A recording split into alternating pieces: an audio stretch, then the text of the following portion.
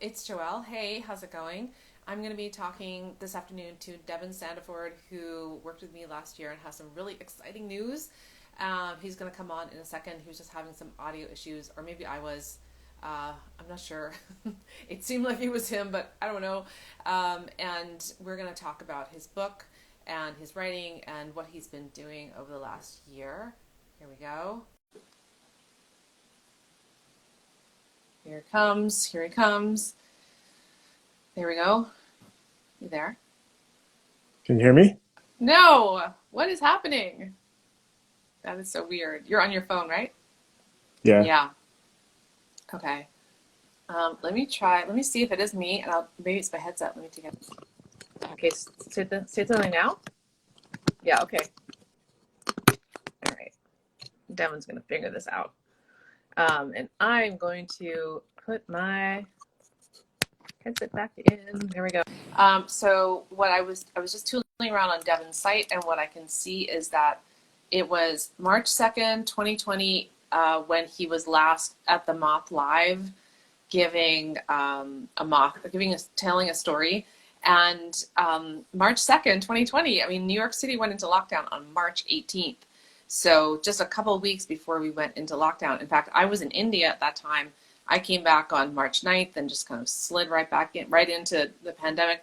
Devin was out there giving performances, and we have this footage of him on his website of him at the Moth. And it's amazing to me because I have read his work, and I've read his writing, read his proposal, been corresponding with him, and I've never seen him perform, and yet he's really a performer. That's where he's coming from.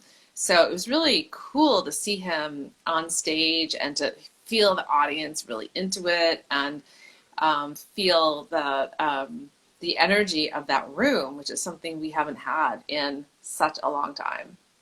And here he is now coming back on. Coming on. Here we go. Can you hear Hey. me? No. No. What's happening? Oh, I don't know. I don't know if it's me or you. But I can see Carlinhos Not Brown hear in me. Rio is going live. So I got some fun music action happening. Can you hear me now? Let me make sure. Yeah, my volume's all the way up, but no, I can't hear you at all. Can't hear me. That is so weird. Hmm. I wonder. I've never had this happen before. Okay, there's your questions. And oops. Let's see.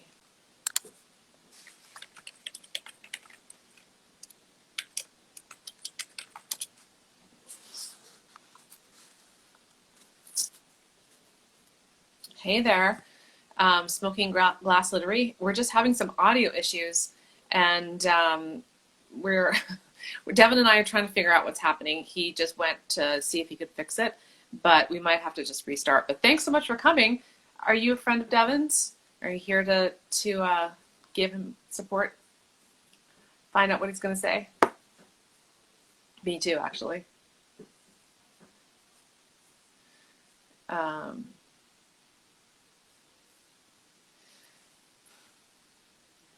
Yeah, so as I was saying, he is a Moth performer and really doing super well with that, being published in the Wall Street Journal, getting lots of awards and accolades from the Moth and from other story competitions and podcasts and appearances. And yeah, here he is again. Try again.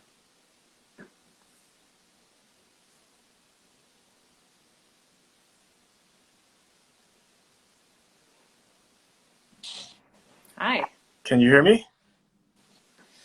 Hold on. I cannot, but hold on. Let me take this out. Let me take my headset out because I heard you a little bit. Try it Can you again. hear me? Yeah, I Can can you hear hear me? you now. So Oh, why okay. can't I hear you here? Oh, I know what's happening. Okay. Hold on. I figured it out. Can you- Okay. Yes. You can hear me? Yes. You're all good. Awesome.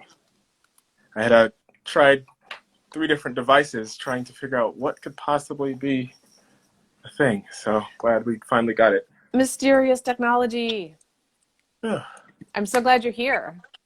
me too. Thank you for having me. Oh my God, I'm delighted. So I was just uh, tooling around on your website and I came across the performance you did at the Moth almost exactly a year ago Mm-hmm. on March 2nd, 2020 at the Bell House. Yeah, that was actually my birthday. That was your birthday?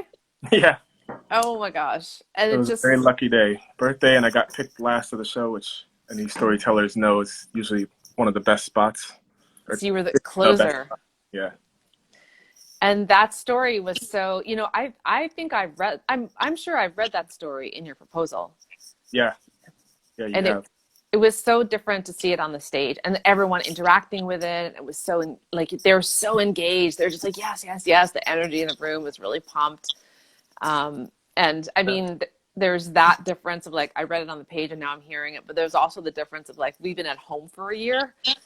Yeah, yeah. And go Complete ahead. difference. Sure. Like last year, this time, the idea of going there was like I wasn't sure if I was gonna go because it's my birthday and I wanted to spend it with my family, but I also did have that story that I wanted to share. So um, it was very great night to go and have the crowd. And the video that you saw was actually somebody in the audience who had I had met that night. I had given up my seat to some other people because they were looking for some chairs, and I moved farther back. And the people that I sat next to were like really cool, and I didn't even know they were recording. And they're like, "Here, we'll send it to you." I'm like, "Oh, cool." So I have the Moth video and then their video, and I thought it would be fun to share that one because it shows like a lot more of the audience interaction. Like you can still hear the audience on the Moths one, but not quite as well. Yeah, it's awesome to be in the room. Yeah. It was super cool. Yeah, I wanted to talk about you as a Moth performer because that's something that you were doing before. Well, maybe I don't remember this correctly. Were you doing Moth before you started writing this book? Yeah, I was. You were. So yeah, the very first story I told was not related to, well, maybe it's related to the book, but I had gone to the Moth first, trying to like get a sense of my voice and be able to own it a little bit more. I had started writing, but not the book before. So It's great. And I know you've done super well at the Moth. Like you've won some prizes and you've been featured with Al Sharpton, right? And Wall yeah, Street Journal published your work and lots of not Wall exciting Street things. Journal, the Washington Oh, Post. Washington Post, Washington Post. Yeah, Right. That I makes don't more get sense. give any credit where credit isn't due. Right. Right. Right. Wall Street Journal would be a funny match anyway. So I just wanted to introduce you I'm reading from your website to the people who are listening now or are going to listen to this later. You're based in Brooklyn. You're the founder of the Unreeling Storytelling podcast, correct? Podcast? It's a show. It's Yeah, a show. yeah, live shows and virtual now, but yeah. Okay. Was live, now virtual, providing a platform for repressed perspectives, people of color, women, and other marginalized individuals. You've been featured on the Washington Post, the Moth podcast, NPR, Speak Up Storytelling, and many other podcasts and story venues. And I was introduced to you through your friend Eileen, the wonderful, and we worked together a Yes. little bit in 2020. And so I met you. I think it was April in 2020. So we're already in lockdown, or the pandemic was happening. You'd had your last live Moth performance, and you're suddenly like, "Oh my God, I'm home. I'm working from home with the entire family. I can't do anything live anymore, and I have all this material." Yeah. And Yeah. so, tell us what you do as your day job too. That's really interesting. Yeah, I work at the U.S. Patent and Trademark Office as a patent examiner. So the people that look at inventions as they're coming in to see whether they should be given a patent or not. That's Yeah. so cool. And then you have this other identity as a writer and a storyteller. Right. Yeah. Kind of two identities going at the same time here, which Two I think hats. is pretty common for a lot of writers, it seems. But yeah, I really started to get more into the writing, especially like at the end of 2019. So like right before the pandemic hit, I had been telling those stories on the stage, and I noticed like a trend with a lot of the stories. I would try and go to the Moth and tell a story that was like about something else, and then it ended up coming back around to like race and things that happened in my family. And as I started to see a string of them, it was kind of like undeniable that there was something here. And so I started digging in and writing regularly at the end of 2019, maybe like November or so, October. So then we come into 2020 and we're in the pandemic and we're in the shutdown. And did that help you get more focus in the book, or was that really a huge distraction from working on a book?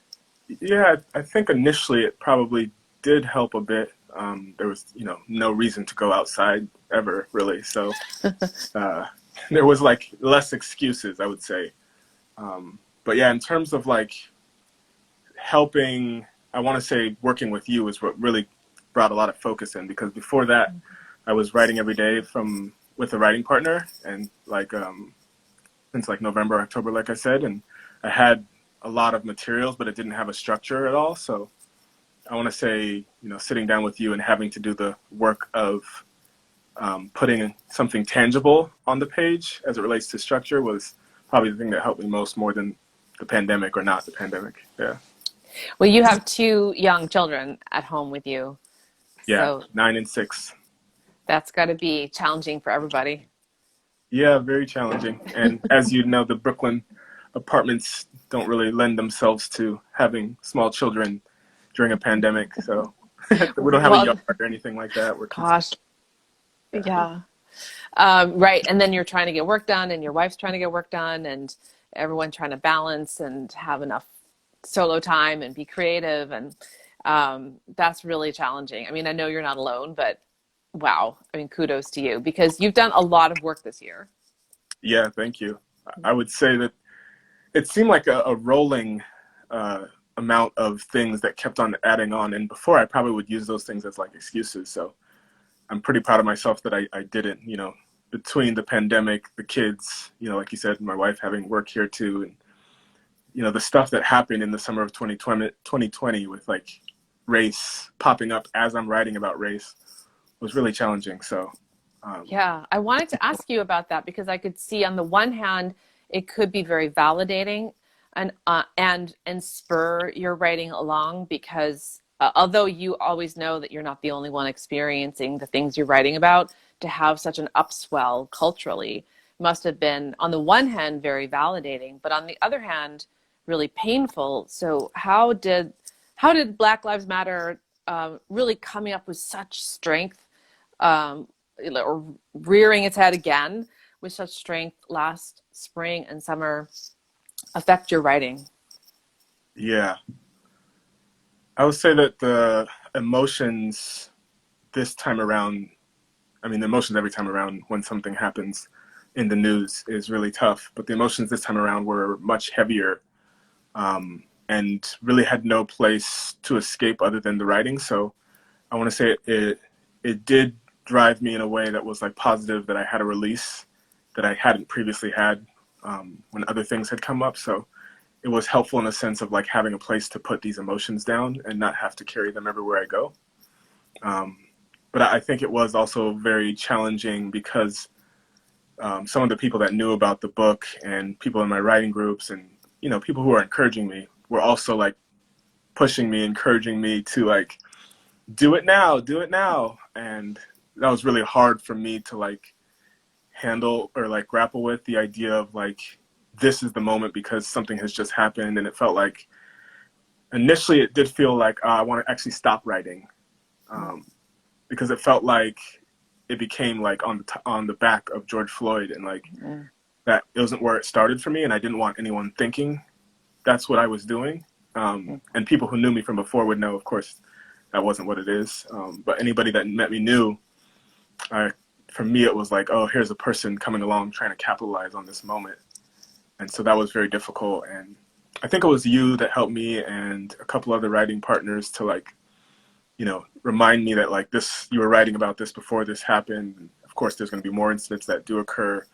But to like lean in with your story specifically, and then also to know that like there's going to be books published regardless. And so do you, I think it was you that said, do you want like a book published by one of Trump's kids, or do you want your book in the public sphere? So I was like, oh, right. Yeah.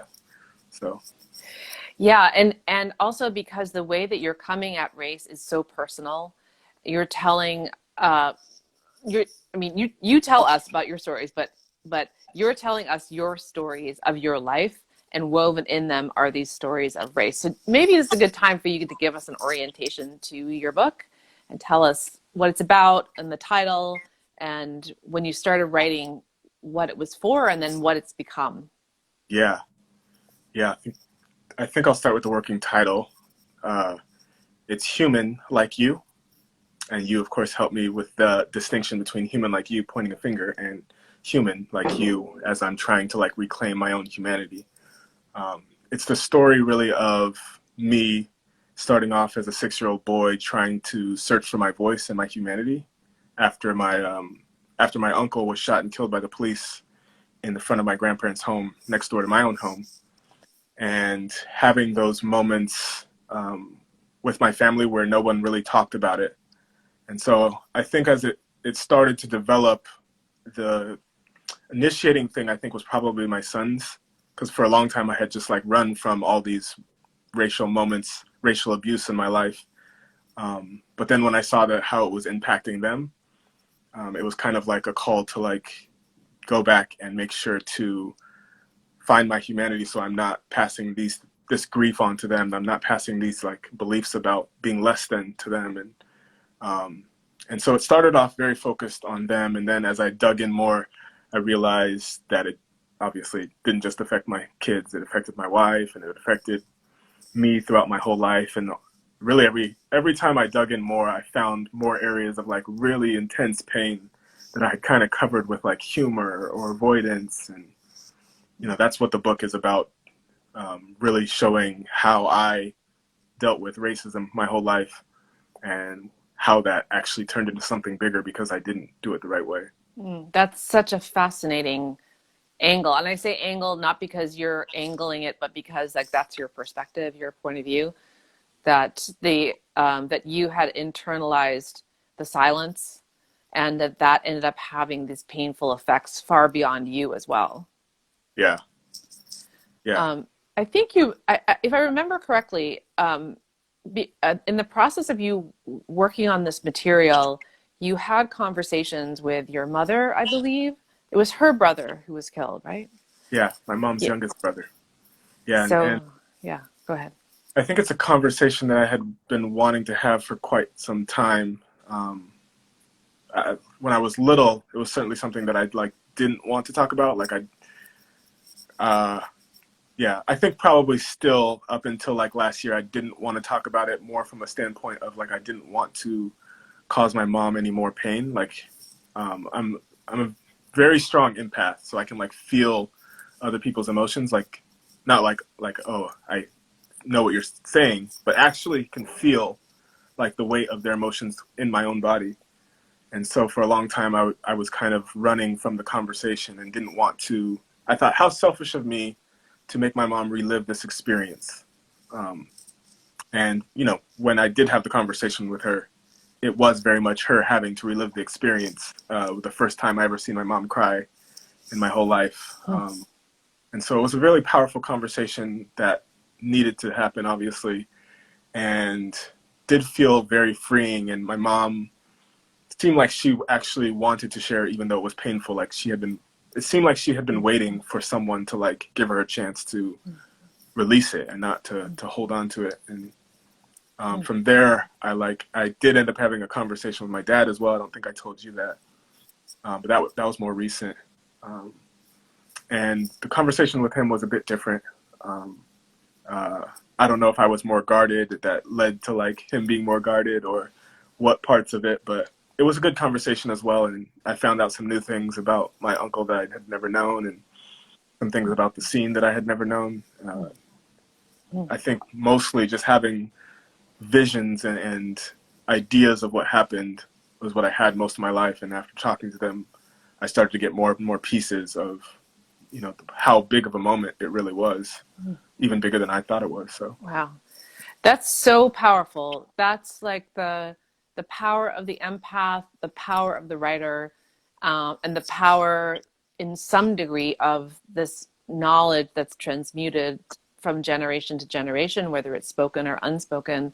And that your writing was initially for you, but then ultimately becomes this act of service for your family, where you're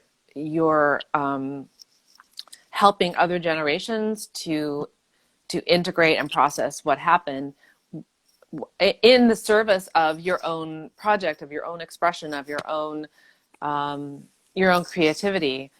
Uh, it's such an amazing web of what is the word? Um, it's like a web of influence, but I don't mean influence like social media influence. I mean influence like your creative drive actually helps your family to heal. Yeah, and to back to the point, to what your point was there, and back to what I was saying about feeling selfish to that cause that pain on my mom. I was the youngest. I'm the youngest in my family, so I have an older brother and an older sister. Obviously, my parents are older than me. My mom has four brothers. Had four brothers. She has three other brothers, and of course her parents. So I was the youngest person in the space at the time when he died, and so for me it was the thought of like, oh, I can't do this. Like I can't be the one. Like everyone else must be hurting more than me if I'm hurting this much. And as I dug into the book, like you said, it was first about me, then about my sons, then about the people around me, and having the influence. But as I went more and more, I thought to myself that actually I would probably be the only person to be able to tell the story because it's too painful for my mom, and she has no desire to. And so, like, and same with the other people in my life. Maybe my grandma would be interested. She apparently used to love to tell, not love to tell the story, but she would tell the story to everyone that would visit. And that's kind of what drove my mom to not wanting to share, that she had to like relive it every time her mom told it. And I was gone at the time, and when we came, we actually moved away. So I don't recall my grandma ever sharing the story when I was around. But yeah, the idea of me being the person who would be the one to share the story because others were too hurt by it and too close to it. Yeah. Not that I wasn't close, but yeah, Right. from a different vantage point.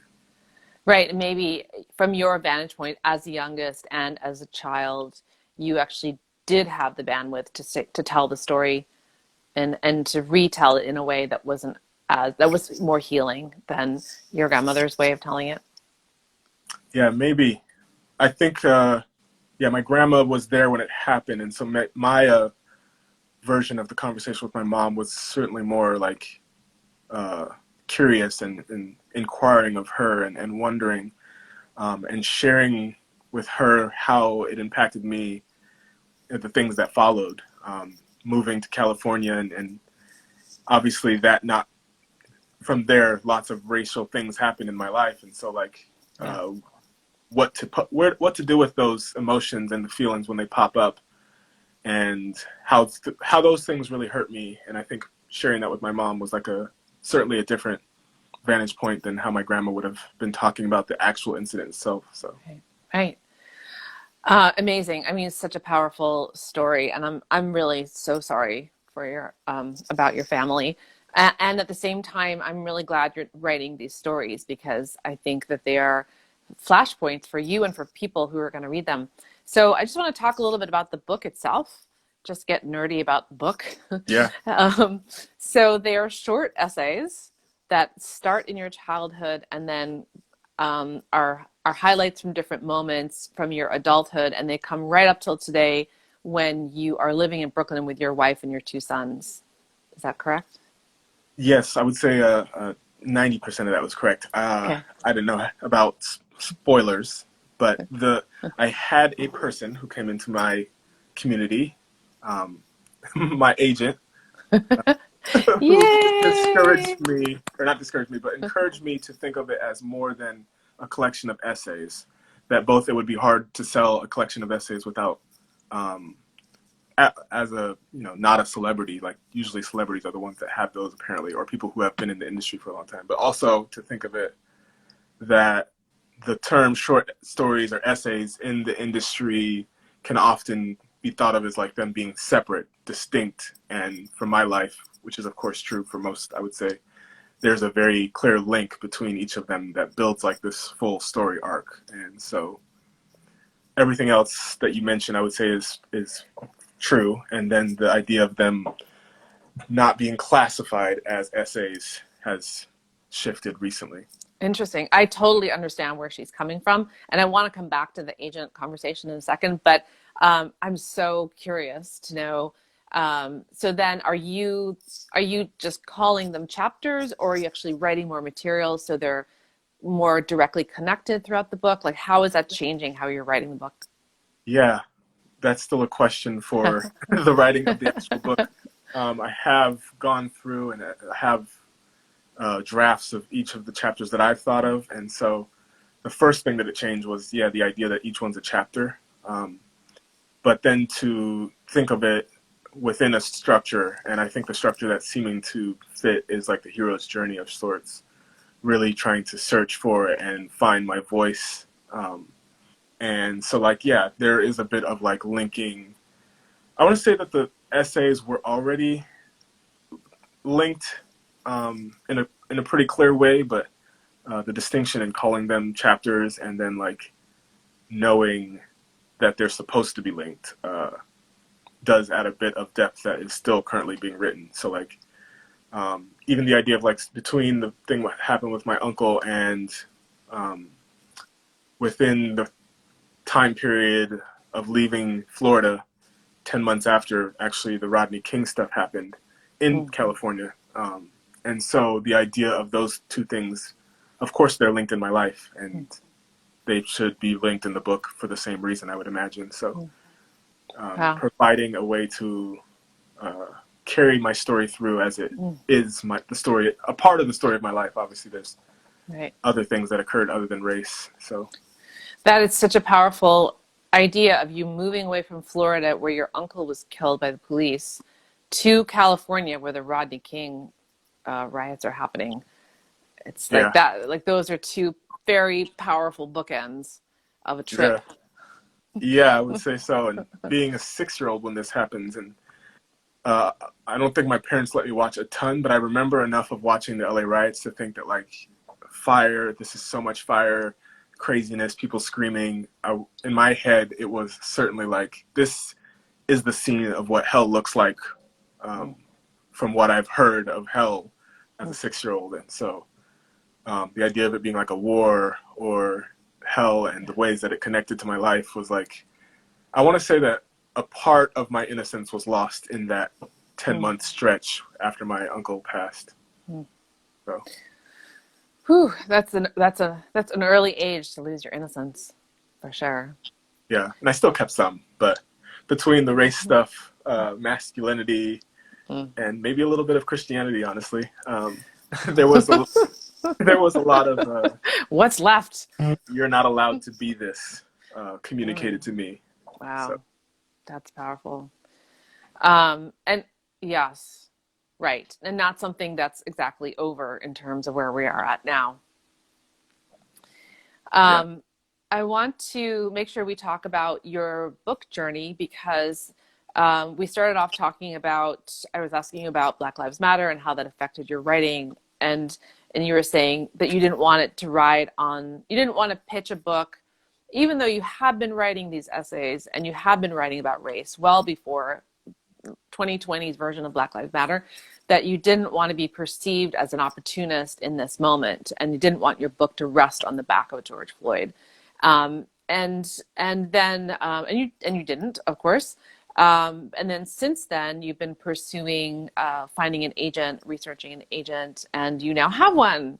So yes, congratulations. And I would thank also you. love to know more about that journey of how you went from that like real interrogating yourself, like your motivation for doing it, for looking for an agent or looking for publication, to this moment where you now have an agent who really believes in your work and believes that you are going to have a book. So take us a little bit on that journey. Yeah, absolutely. Um, so from the time we worked, I was getting close to, we worked on the book proposal together, And I had a book proposal that I felt was pretty strong. Of course, the Yeah. writing of things, the sample chapters needed to be like refined and continually refined until the book is out into the world. I would imagine will be the thing. They're not going to be done for some time, but I had a version that I was pretty comfortable sending out right around the time when George Floyd happened. And so it was tough because I was already I might have even sent one out before he died, before he was killed. I can't recall, but it was around the same time that I was ready to start pitching of sorts, or I thought I was ready, I'll say. Um, and so then over the summer, I had some, especially Eileen, she would send me like agents that she thought, oh, this person's great for you, this person's great. And I actually hadn't done any searching myself for an agent. Like the idea of like, I think I was just like mentally blocked the idea of finding someone that could relate to my story when I know that like the industry is, predominantly white. Not that a white person can't relate to it. Of course, that's the point, that it's a universal story. But in my mind, it was like, where do I begin to search? And so the agents that people would send me, I'd be like, oh, thank God, like this person found someone. So then I started pitching maybe I started pitching more agents maybe in August.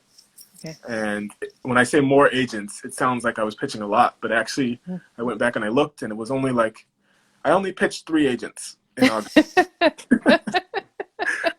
And I had a very close friend pitch to their agent on my behalf. So that was like 4, maybe 5. And for me, it was like, oh man, like one of the agents was very interested, and I could tell like genuinely wanted me to succeed and took time to like read and ask for more, and felt like there needed to be more heart in the story. And of course, that was something I absolutely agreed with her critique and knew for myself. And so I was a little disappointed that I hadn't brought everything to the table, because I knew how much me and her had connected. And so then I'd like put it on pause to think about like, what that period was and how I felt about the writing and how I thought about the book proposal, and to have conversations with my mom and to live, Black Lives Matter as it's happening. And so like more and more things came out and more digging came, and I decided that instead of focusing so much on the book proposal and finding an agent, that I would instead focus on writing the book. And which I think is something that I'm really excited that I did. And I'll talk about that later. But yeah, as the end of the year came around, I finished up a rough draft of the entire book. I had 83,000 something. Wow. And so I was like it was a good moment for me to like release and be like, I've touched on all of them. Of course, I know I need to dig more, but I've at least looked at the corners of my life to figure out what this story might be, and went back into the proposal and dug in some more, and mostly just added the sample chapters and didn't touch too much else. And I decided as January rolled around, I was just going to like cast a wide net. Like last time I had submitted to 3, and of course that's a ridiculous number to submit to and expect to have success from. So I had decided to send maybe 5 a week. And I had sent the first 5, then I had gotten through the next 3 for the next week. And one of the 3 ended up being the agent that I went with, but I didn't know that at the time. I just thought like I picked people and searched and found people that I felt like I would connect with. And every single one that I read, I thought like this had some meaning, something really powerful in. And so I had submitted maybe 12 or so. And within the first week, I'd already gotten people asking for materials back. And then when I got to the 8th, like I said, my agent now reached out, and it was actually her agency that reached out and said that she's full, like she doesn't have any more space, and I should check her Twitter to see when she's accepting queries again.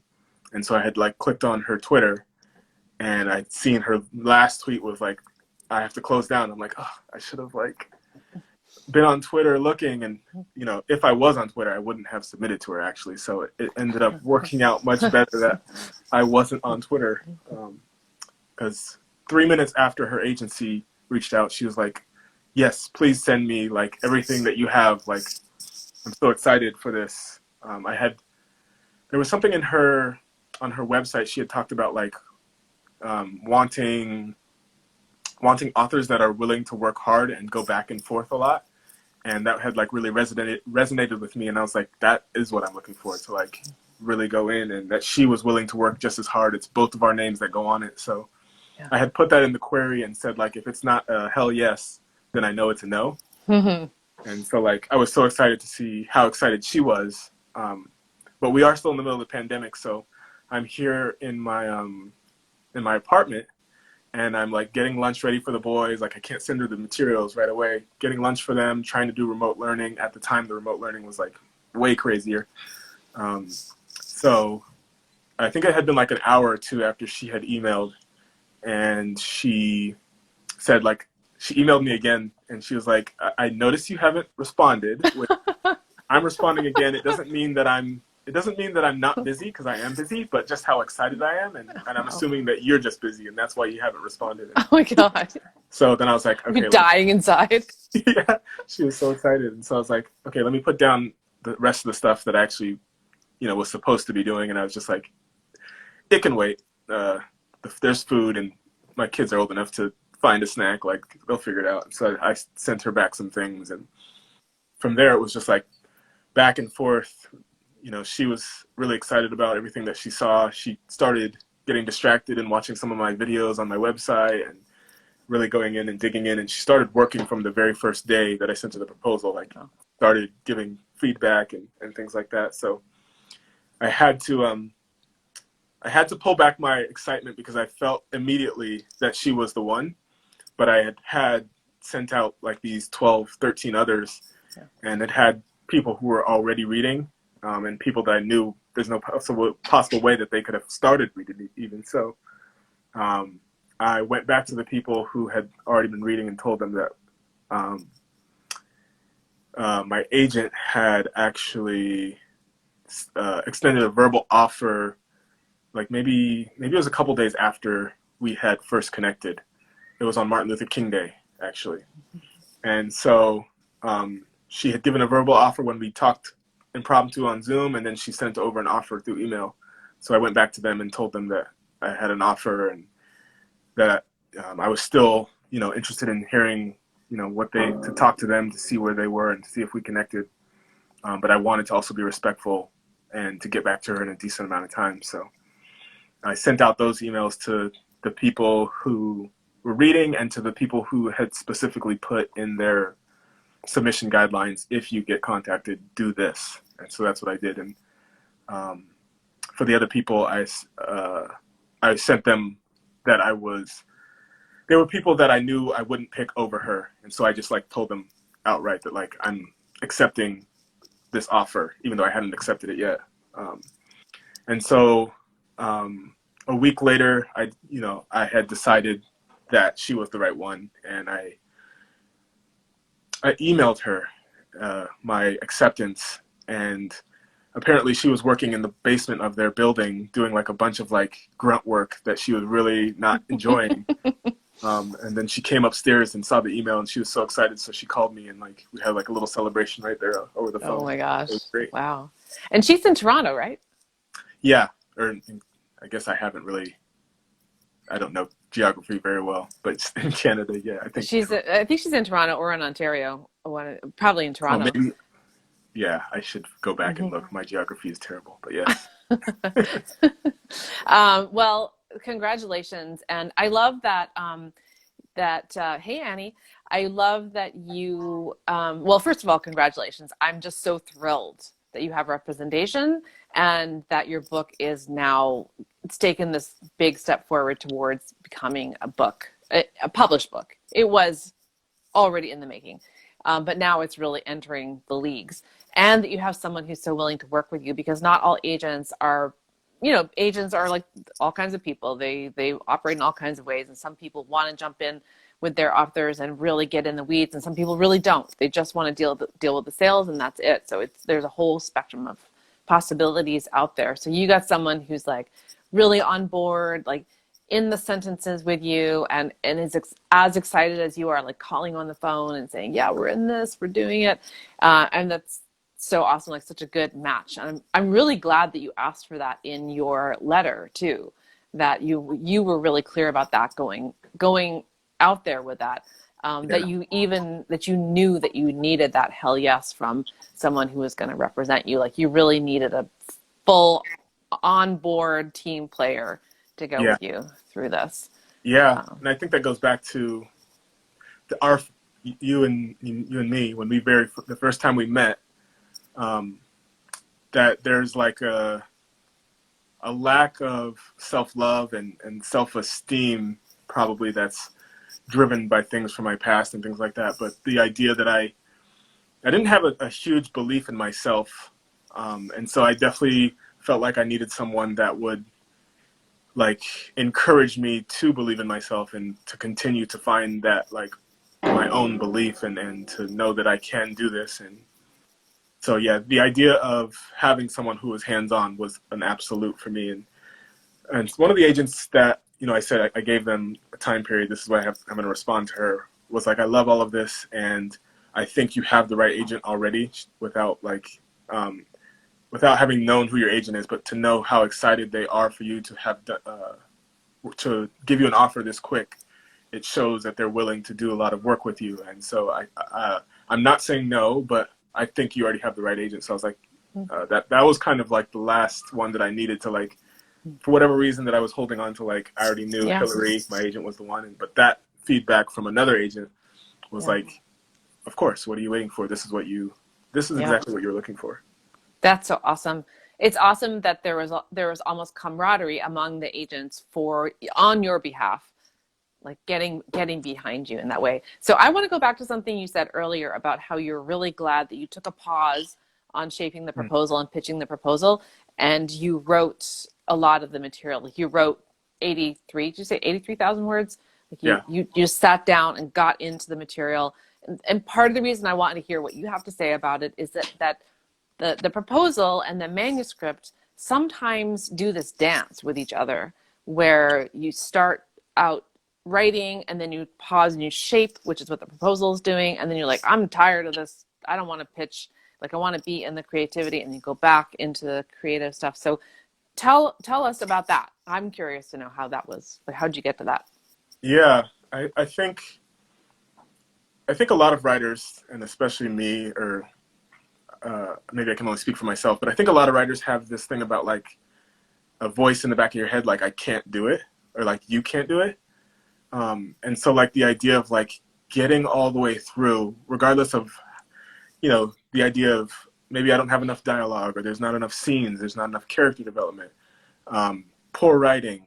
But the idea of like beginning to end, I have a book that I could self-publish if I wanted to. Maybe nobody buys it because it's terribly written, but it's done. And so that was my mind going into, like, after that first pitching period, was like prove it to yourself that you can do this and actually believe in yourself, because in order to write a query letter that's going to be convincing and to get the person you're looking for, they're going to have to get this feeling of like you believe in yourself. And so I had to like go searching for my own self-belief by like doing it and showing myself you can do all of this, and you can get on the stage and share your heart with people, and you're not only this like little kid that's been hiding your whole life. Like you're more than that, and you can prove it to yourself. Wow, that's so powerful, Devan. Yeah, that's so powerful. Yeah, and you can do it while you're at home, while you're with the kids, while you have a full-time job, while we can't go outside. Yeah, absolutely. And then it had I want to say a sneaky way of also being like, I think it was the right thing for me, in that when my agent Hillary came on board, I got this really heavy sense of like, this is real now, and there's someone else's like livelihood, like somewhat counting on me. Like she gets paid when I get paid, and she's like put herself out there to work with me before she has any guarantee of anything. And so like this is going to be a published book and this is going to be something that people read. And so then the weight of like that hit me after accepting. And it's like, I think the fact that I have at least rough drafts allows me to like see what I need and see like what's missing, and to dig in here and to, you know, share it with her or to share it with other writing partners and say like, you know, what are the questions that you have, as opposed to if I hadn't written it, then I think I would be like, oh man, this is like scary. This is too much, Right. I think, for me. So You might have frozen in it, like feeling the weight of responsibility towards somebody else. yeah. And I still get a little bit of that now, like this frozen feeling. I sent Hillary my revised chapter 1 and I poured myself into it and I loved it.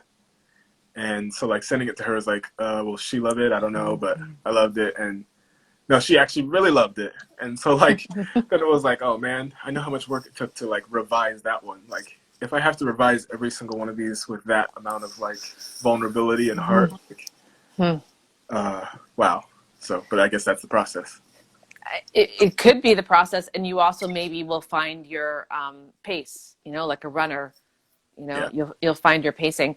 But also, this is not just a writing process or a creativity process, like you said at the beginning, that you didn't even realize, like when you started writing, you didn't even realize how much silence you had taken in and were holding onto, and that when you started to speak, write and speak, that things that you never imagined started to unfold. Yeah.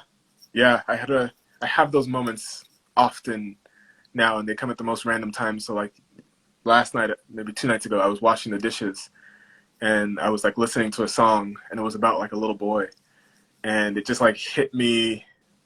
Some part of my story hit me that I had never like really allowed to hit me before. And so like, I just like started crying, like actually crying while I was doing the dishes. And so, yeah.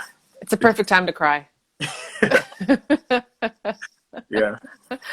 um, yeah, but that's really amazing. I mean, crying from recognition, and that you're, um, you know, as much as you're crafting a story, like you were working on chapter 1 so hard and really try to make it good for somebody else. At the same time, you're in this river of the creative process, and that other things come in to your field of awareness just because you're in that process of writing and of creativity. Yeah, absolutely.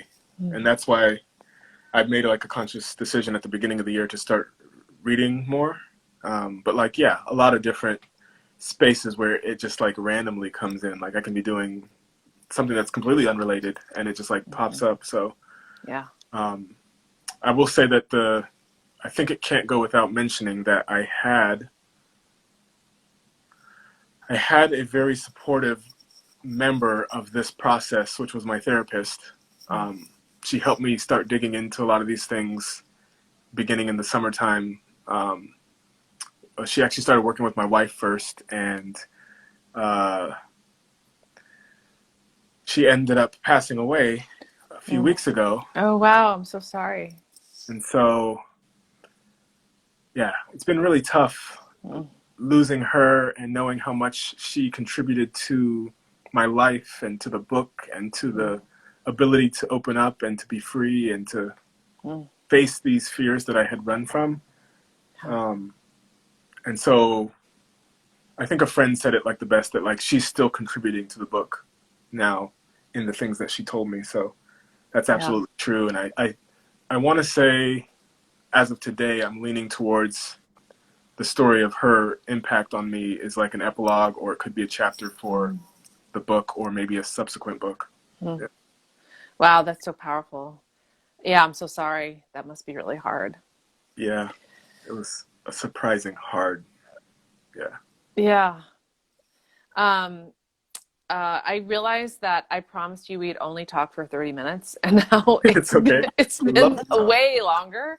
Um, I feel like I could talk to you for hours, but I yeah, love it. exactly. Someone saying, cultural thinker is saying, so eloquent. You really are. And it's such a great, the stories you're telling are so powerful. Even your stories about the creative process are really powerful also. And that your identity as a person, your identity as a Black man, your identity as a husband, a father, is all of these things are inseparable from what's happening in the book. Like it's this entire ecosystem that you're both creating and exploring and letting us be a part of when we get to read the book.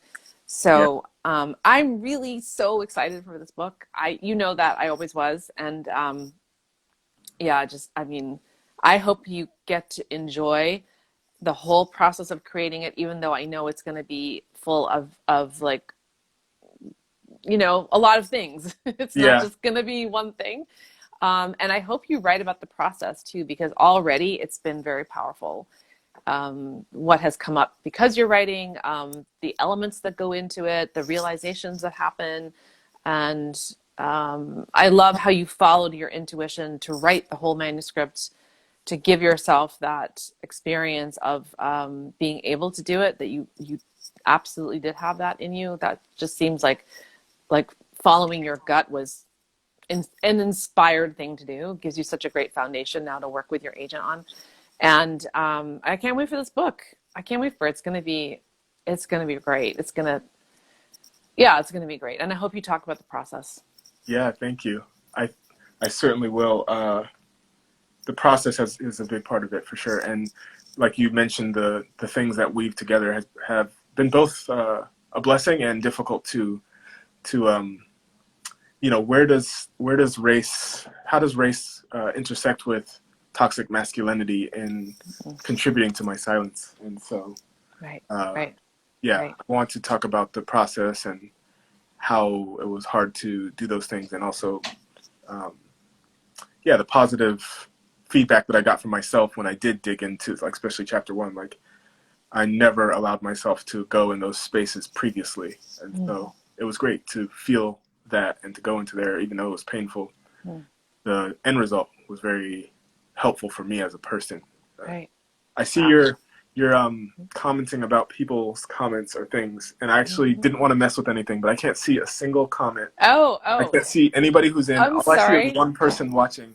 Oh, Annie, Annie Tangent says, "I'm so sorry." Cultural Thinker says, "So eloquent." It's talking about how you're talking about your process. Annie's sending you lots of messages saying, "Go, Devan." And she's got 57,000 words in her manuscript now. So she's feeling the love with you. And I think that's it. Awesome. It. Yeah. Thanks, Annie. So, all right, well, let's end it there. And let's say this is just the first. Part 1. And we'll have other ones. We'll have lots of stuff to talk about. So what storytelling are you doing next? Where can people find you next? Actually, we're gonna do an unreeling storytelling this Saturday. We haven't posted anything about it, but me and Jason, my co-founder, actually decided that we just wanted to have like a community event where people can come in and share and just talk openly. The two of us have been going through a bunch, me with my therapist and him with, race and life and other things, job and things like that. So we wanted to have a space where it was just like kind of open, and that's going to be this Saturday at 8 p.m. Eastern. I'll start posting about it as soon as I've just now gotten back into the world. Like when you messaged me, was around the time where I started doing things again. But since I'd heard about my therapist, I wasn't really able to do much other than write, to be honest. Like even for my work, and my supervisor knows, but like the idea of being productive stopped the moment I found out about her. So I'm feeling like I'm back to the world of sorts and be able to post about that. But this weekend, Saturday, February 27 at 8 p.m. Okay, 8 p.m. Eastern, 5 p.m. Pacific. Unreeling storytelling platform. Awesome. So thank you so much, Devan. Thank you, Joelle. Thank you for coming on. I've really super enjoyed talking to you, and I know it won't be the last time that we'll be doing something like this. So yeah, I always love talking to you. I love talking to you. So hugs from over here. Hugs back. Yeah. One day we'll meet in person. One day it's going to happen. Yeah.